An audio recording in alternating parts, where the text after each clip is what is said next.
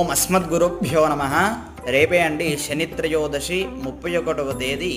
మరి ఆ రోజున ఏమిటంటే విశేషము, ప్రతి శని త్రయోదశిలు వస్తూ ఉంటాయి, కానీ రేపటి విశేషం ఏమిటంటే శని భగవానుడికి అధిపతి పుష్యమి నక్షత్రం కావడంతో మరి ఆ రోజున ఆ స్వామివారికి దోష పరిహారాలు చేయడం వల్ల ఎంతో సత్ఫలితము కలగడము ఖాయము.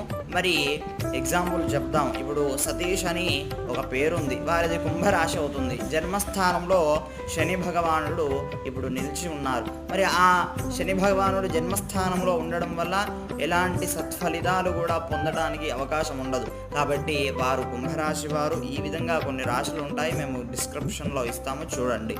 మరి ఆ విధంగా దోషపీడ పరిహారం కోసము మరి శని భగవానుడి యొక్క ఆరాధన చేయండి. తైలాభిషేకం, అదేవిధంగా మృత్యుంజయ